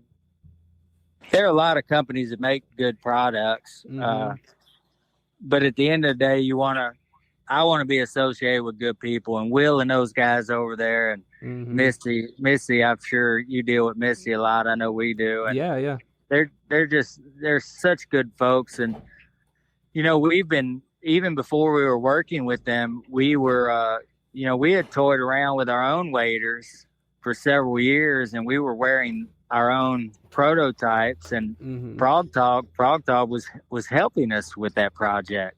That's cool. Yeah, they're just really good folks. So we're so thankful to be a partner with them. And a lot of people don't understand, but I got their flip flops on right now. Yeah. I step out of waders after duck season, bro, and if I ain't working, I'm stepping right into their flip flops, man, and go all summer long. They make some great stuff, and they make some great tackle boxes. Me and my boy got out and went. He has asked me about the tackle box I had. He ain't never seen it. And it's one of those newer ones that Frogtogg did. I mean, they have a quality product. They're super quality people, and we're very blessed to have the opportunity to do what we're doing with those guys. And not to mention, they've got a great wader, really lightweight, comfortable wader that we enjoy wearing. So, man, I tell people about the wader all the time, like my honest opinion of because we brought my first pair of duck hunting waders was like the first year they came out with Grand Refuge or whatever, 6-7 years ago or whatever it was, and I always tell people my honest opinion of them is for the average people like us that, spend 30, 35 days in the outdoors, I'll go 2 seasons at least and not have any issues. And they're just a good wader for $400 or for $389 or whatever they are for the price point. I mean, you can't argue with some of these waders that if you got the money to spend $1,000 on lifetime, ship them back, send you a new one, all that good stuff. That's all great companies and all that. But for the average dude, that's an affordable price. Like you mentioned, I mean, among the other great products they have, that's one of the great things about their waders, Well, yeah, and the culture of the people, and I know, you guys had Will on, and we did too, and it just felt like you were talking to another dude, and talking to a buddy that you grew up with. Yeah, and they're veteran owned, and most of the people that work there are veterans, and they served our country and stuff like that, and that shows their loyalty and dedication to what they do. And we are built different as military folks. Call it brainwashing, call it whatever you want, but if I had it my way, everybody joined the military. You know what I mean? But you make a great point about, and just spending your money with people like that. Somebody asked me, I like to have 1 cup of coffee in the morning. I was trying to find a local coffee spot when we were traveling. Not as big a deal during duck season, but just, I don't know. It's just how I am. But anyway, they said there's a Starbucks over, and I told them, and I'm not sure how they felt about it really, and maybe I overstepped my boundaries saying it, but I told them I won't give Starbucks my money. Yeah. Right. And why? I'm the same reason I don't give Nike my money. Right. Right. I mean, if you can go to any of these websites and you can look at all the charitable organizations that these big companies give to, and you look down that list and what Starbucks and what Nike and what companies like that stand for and what they believe in and where they put their dollars is not something that I agree with.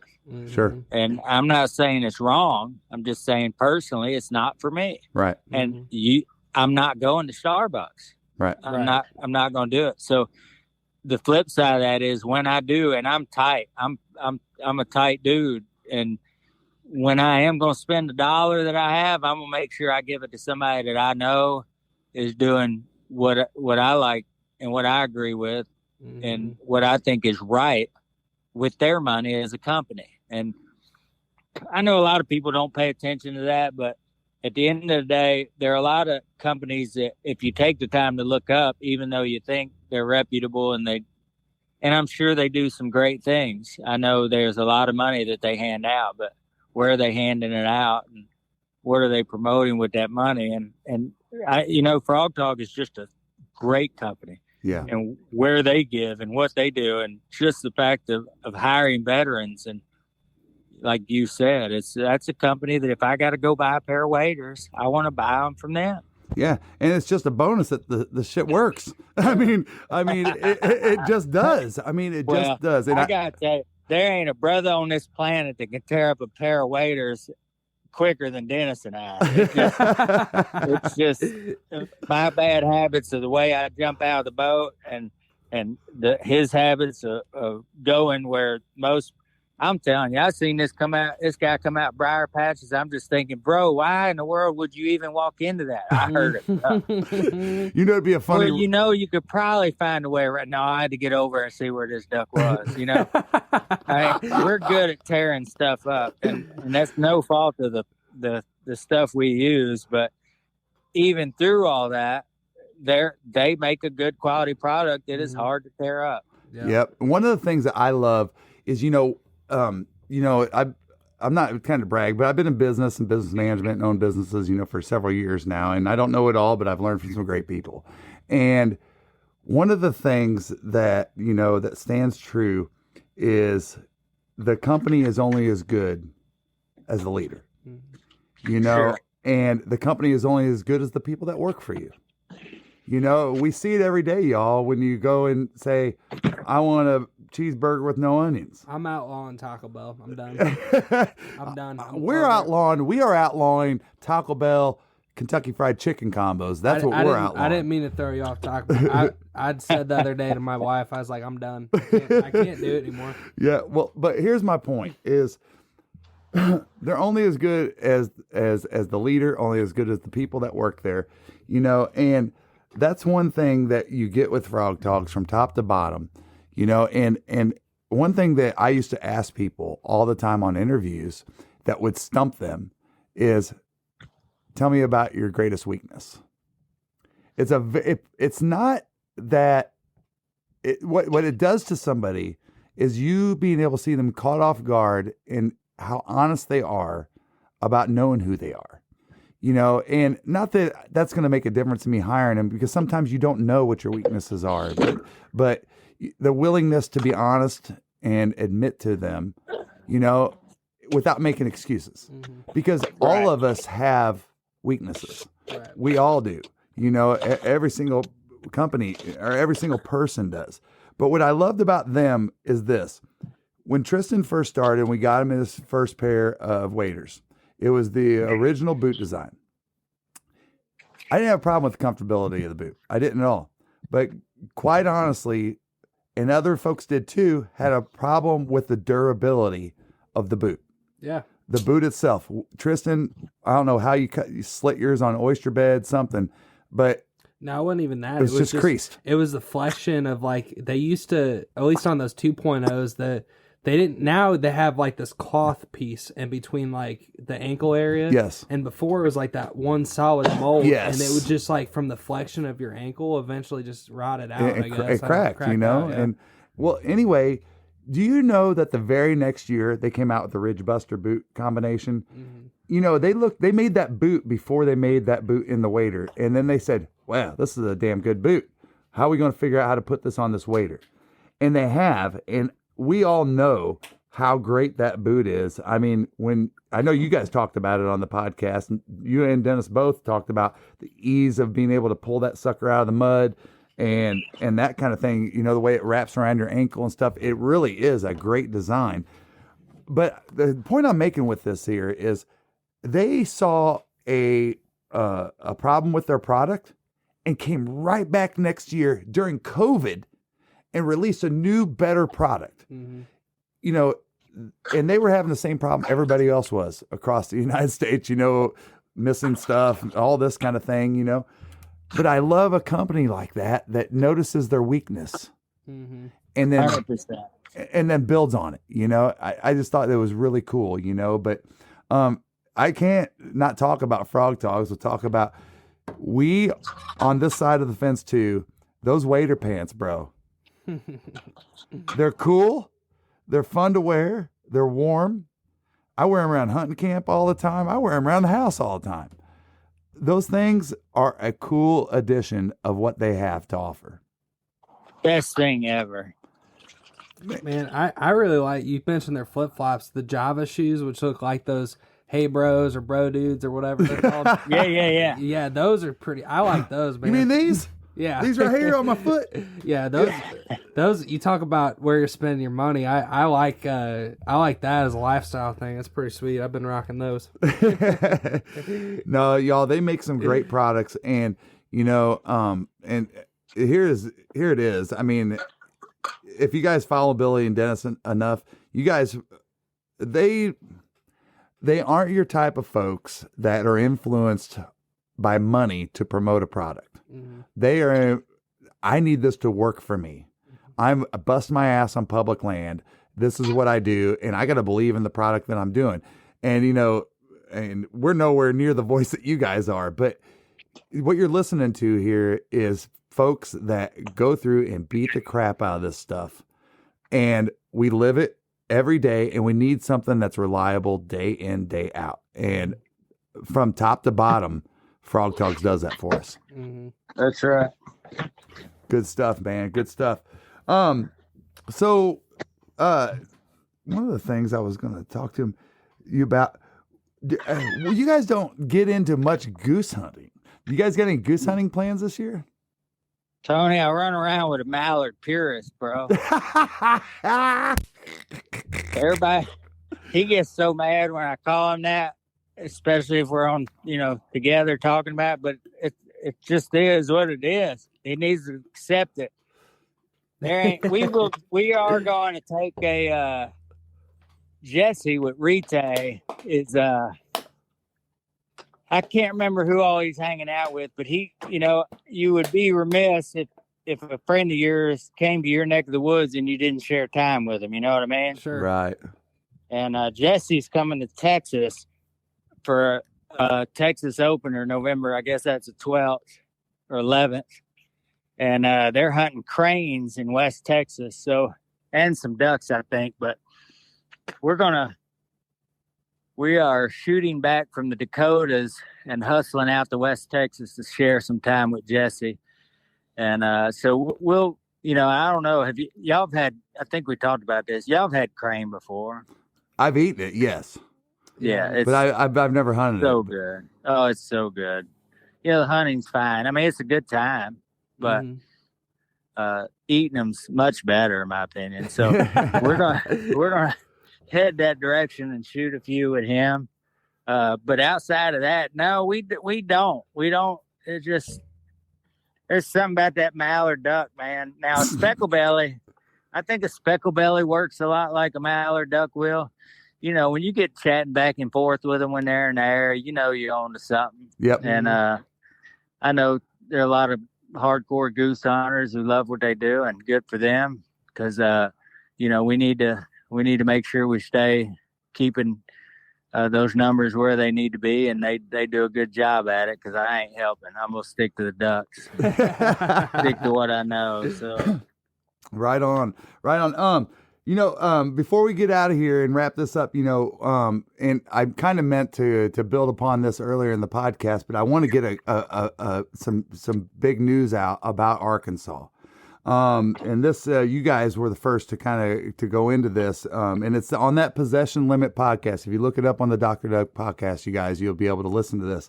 But Billy, can you go into, there's been an increase in the fees this year.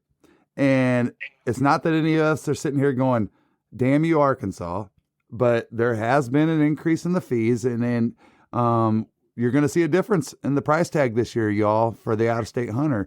And then the other thing I'd like you to touch on real quick is, we talked about those possession limits, and you guys made a valid discovery in a possible loophole there for the person that is trying to hunt the 30 days allowed on public land as an out-of-stater. Can you talk about those couple things, please? Yeah, for sure. They did go, the NW5 is the 5-day pass. The whole structure deal blows my mind. And I'll get in that in a second, but they did go up on the license fee in general. I mean, I think I want to say, gosh, I had this number just the other day, but I want to say is 300 and something bucks to hunt over there last year if you hunted all 30, and it's considerably higher this year. But the price of the state land permits did not go up at all.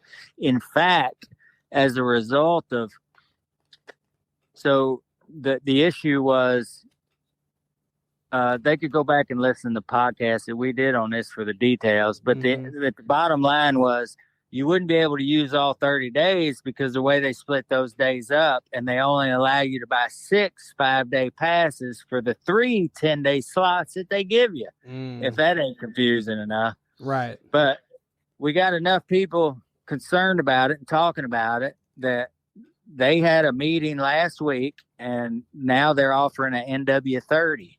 Wow. So you will actually be able to purchase one pass now and hunt all your 30 days in the state of Arkansas. So we're very thankful for them taking action and getting that done. But that gets back to us voicing our opinions and talking with those guys and trying to get something done. And I'll tell you, I think the world of Mr. Austin Booth, who runs that show over there. And I got to meet Spencer Griffith, their deputy director, last week. And, they wanted to get it fixed. And they got it fixed for us. And in fact, I think each one of those NW5 passes last year, you had to buy 6 of them. I want to say each one of them's around 35 or 40 bucks. Well, this year, if you buy the NW30, you get it for the price of 5 of those passes, not all 6. So you're actually saving 40 or 50, 30 or 40 bucks that way. Well, that's great. It's still going to be $400 probably to hunt over there all season if you use all 30 days on public. Right. But they do a lot of work on their property over there. It's steep, and I'm sure it's hard on those that watch our budget a little closer than others. But at the end of the day, it's a great experience, and it's well worth that. And we're just thankful that they were able to come around and get that done. And because missing that last day of season would have been tough. And it was actually an issue last year. And I don't know if people didn't realize it. I don't know. Dennis and I caught it, but we thought, well, surely they'll have it fixed next year, or the days will fall different. But they didn't fall different, and it was the same situation. Hey, quit. Sorry, I got a dog out here chasing something. But anyway, you asked me 2 parts of that question. Did I answer about what was the other one? Well, that was it. That was both of them. Yeah, that was both of them. Just that the prices went up, and basically that, when it comes to that change or whatever, you're going to be spending a little bit more money out of your pocket, for sure. And the fact that you can get that 30-day period now, and get that, and it's cool that they're going to offer it at a discounted rate. I think that says something. It gets back to our conversation about common sense. Sometimes I think some things are put in place, and those guys, all eyes are on them. They represent themselves, and with good reason, as being the duck hunting capital of the world. And it was a bucket list of ours till we did it 20-something years ago, and I'm sure it's a bucket list. I know it is. I get people reach out to me all the time that want to still take that trip for the first time, and everybody should. The natural state is a beautiful place, and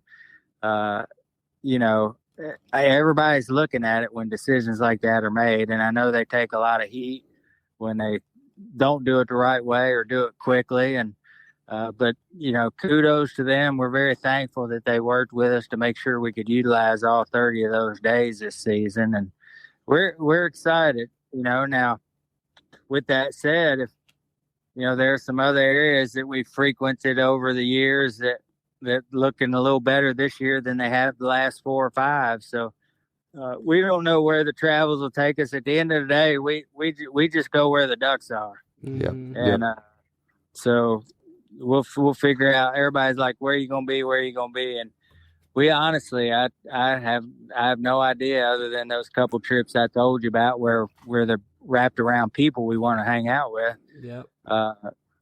We'll just try and find them, and hopefully we'll be able to find 1 or 2 this season. Yeah, right on. I understand that. But yeah, and then just the one last thing real quickly on the rule stuff that I just wanted to I don't think we really kind of dove into it far enough. But as far as the possession limits thing, you know, one thing I'll just cut to the chase on this, y'all. Go listen to Billy's podcast about this so you can get more in-depth stuff. But here's the thing that you all need to understand. If you're out there and you are hunting for multiple days where you're going to have the chance of exceeding your possession limit, before you take more ducks legally, you need to cook these ducks. Mm-hmm.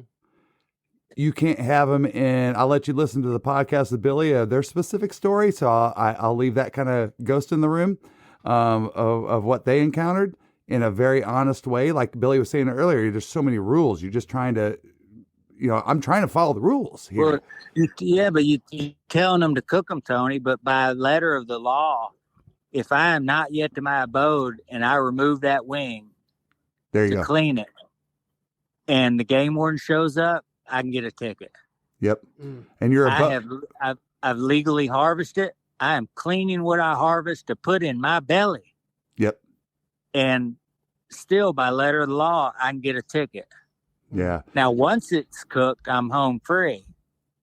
But that in between, again, it falls back to common sense. I mean, any outdoorsman who goes out and harvests whatever he harvests today, you kill a big deer in the mountains, you dressing it, you probably quartering it, packing it out.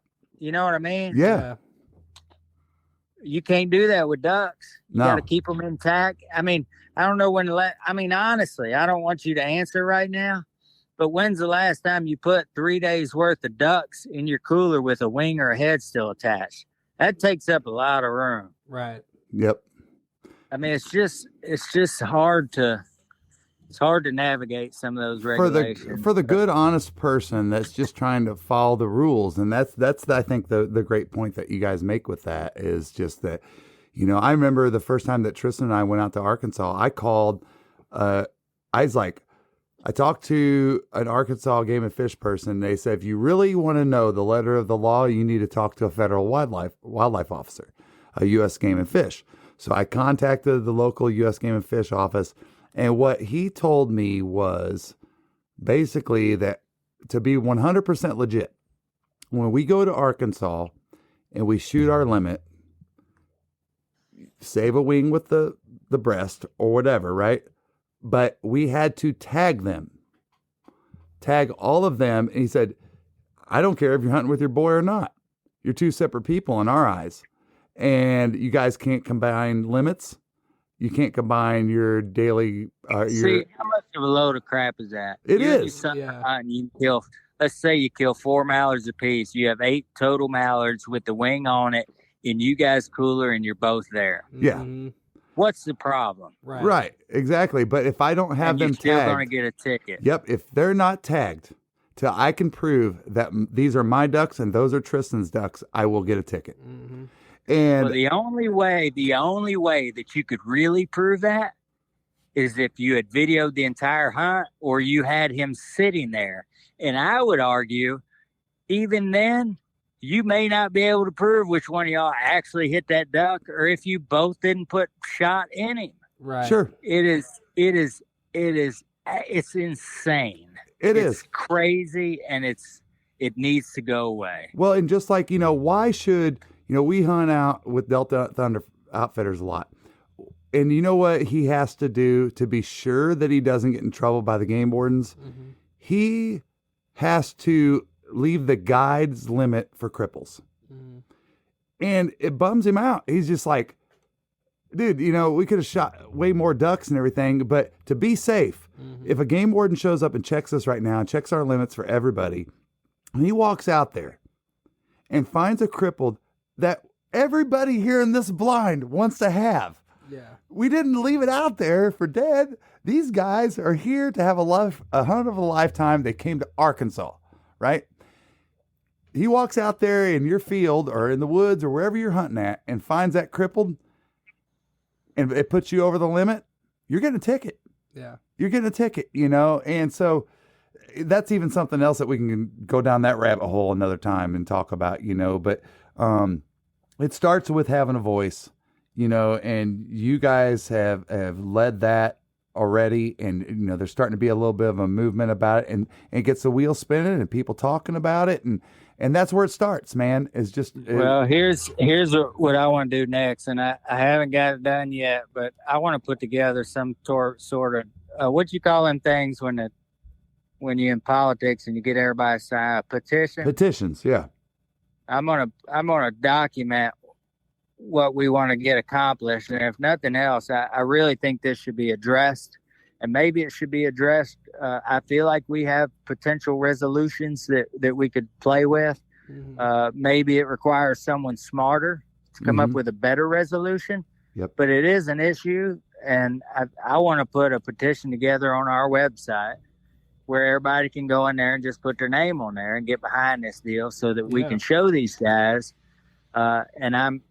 We have our advisory committee meeting in November here in the state of Texas during our split.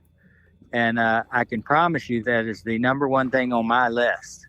And it's time to evaluate some of these things, utilize a little more common sense, and make sure that we're not going to have a handful of guys go out that don't know any better and get in trouble over some letter of the law deal when they've done everything they've needed to do legally to harvest those birds. Yep. And man, I couldn't agree with you more. And I'll tell you where my passion comes from it, Billy. And I don't mean to get side topic here, but I was deer hunting years ago in Illinois. The toughest game wardens you will deal with is in Illinois. I mean, because there's a lot of people breaking rules, and it's just, it gets the same amount of focus as the game wardens of Arkansas, with duck hunting. And I was driving down a rock road on the way to our cabin, and I was in a Jeep. And you know how rock roads, when you go down over hills, they get those little ridges in them? Right. Well, I'm going over it in this light little Jeep, and I go in this thing, and my Jeep kicks completely, turned 90 degrees. And I was like, and no shit, it just happened this way.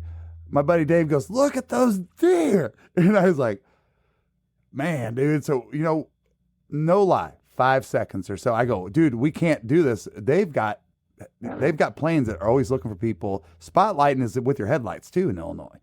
And I'm like, immediately, I can't do this. Right. And so I turned and got back on the rock road and we went down to the cabin.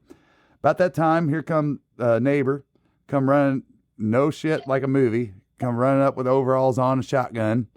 What in the hell are you doing out there spotlighting my field? And I said, sir, I was not spotlighting your field. And long story short, called game warden on me. We hunted that morning. I get a phone call on my phone. Hey, this is so-and-so, the Illinois DNR. I said, oh, yes, sir. Yes, sir. And he said, I got a call from this man, and he said that you were spotlighting on his property. I said, no, sir, I would never do that. I said, you can go back and see that every year since this year, I've always bought a license. You can even go over to this state hunting ground and talk to some of the park rangers and the game wardens in that area, and they know who I am. I said, I've always, right. I felt like that people knew who I was and knew the qualities that I've always practiced in the sport. And he said, he goes, can you meet me somewhere? I said, yes, sir. Where you want to meet at? And he said, well, I'm going down this county road, whatever. And I said, all right, well, I'll meet you over here. And I get there, and as soon as I looked in the front of that truck, I looked at Dave and I said, this is going to be fun. He said, what? And I go, there's two of them in the car. And he goes, so what? And I go, the one in the passenger seat can't be 21 years old. I go, what we're getting ready to have happen is a letter of the law process, and he's going to take us through the ringer. And I said, and just so you know, he's going to separate us, and he's going to try to find faults in our story. And I said, I don't have nothing to say to you. You know what happened. I do too. So we don't have nothing to lie about. And so sure enough, that's what happened. And he comes up and he said, you mind if I investigate your vehicle? So, well, go right ahead. I don't care. Well, you know that back latch on a Jeep? He pulled that back latch open. And you remember those old, what do you call them, hazard radios, Billy, that had the flashing light on it and had emergency radio on it and all that? Oh, yeah. I still have one of those emergency radios. Well, that's because Dennis probably does lots of the driving, right? No, I'm just kidding. But no, I am not lying to you, man. He pulls this thing out of the back of my Jeep and he goes, and what is this, Mr. Vogel? And I said, you know exactly what the hell that is. He goes, he flicks on the stupid light that's got the halogen, or not the halogen, it was a fluorescent bulb, you know, inch in diameter. He goes, He goes, what was you doing with this? I go, are you shitting me right now? I go, are you really shitting me right now? And the apprentice kid was looking over at him, and he goes, if it was dark outside, he said, the thing probably shines off quite a bit. And I go, you know what? Why don't you keep it until dark tonight, take a picture of that, and show me how much it shines off? I said, because it's not going to shine off from here 3 foot away from you, or whatever. But the point I'm making is put us through all of that crap, dude. And I was nervous the whole time when I'm a hunter that has been brought up to respect the world that I hunt in, and every person I've ever met, you know, and shutting gates and picking up trash when it's not mine, and all these things that I have been taught. Now I'm sitting there getting ready to potentially, if I miss one step, I'm going to be in the court of law. Yeah. You know, and that's the kind of shit that drives me crazy. So hopefully we'll make a big enough voice that we can make a difference in some of these letter of the law stuff and start to bring it closer to reality. Yeah. Right on. All right, man. Well, Tristan, that's all I got, man. And thank you so much for sharing so much of your time with us tonight. And we had an absolute blast, just like we did the first time. And looking forward to next time we can talk. And hopefully, I know y'all are going to be in Baton Rouge next year, so we'll be stopping by and coming through that deal. So, well, y'all try not to be so busy next year. Y'all running around like a one-legged man. Hey, a butt well, I'll tell you this, Billy. My wife has always wanted to, or she's a fan of New Orleans, and she, I was like, babe, this is the one chance you got to get me down to New Orleans. I'm like, the Delta Waterfowl festivals or whatever, you know, the expos and Baton Rouge, and she's like, I'm there. So I got the free pass to be there all weekend if she's coming. So. Right on. Right on. No, this guy, I'm going to tell you all this. Billy's trying to peer pressure me at Delta Waterfowl. He's like, you ain't got to be home for nothing. Yeah, that was, he said, my dad goes, well, you know, we got to be home. And Billy's like, for what? And I go, for my daughter's birthday. He goes, how old is she? Yeah. It was funny, man. Oh, man, that's good stuff. But, man, I hope that we get to run into y'all during duck season this weekend. You know, we spend a lot of time, and it's hard to get together and hunt because we got so many other buddies that, you know, we hunt with and stuff. But, man, y'all, let's get together and have a coffee, have some breakfast. We love to smash some sushi during the middle of the day, you know, there at Sumo's in Jonesboro. So, Heck yeah. I don't think we get Dennis in there, but I'm all about it. All right, man. But, man, Billy, thank you so much. We appreciate you, and I can't wait till we can get out there and spend some time in the field. Anytime, guys. I always enjoy the conversation, opportunity to talk ducks with y'all, man. Hope y'all have a safe season. I'm sure we'll talk sooner than later. Yes, sir. Sounds good.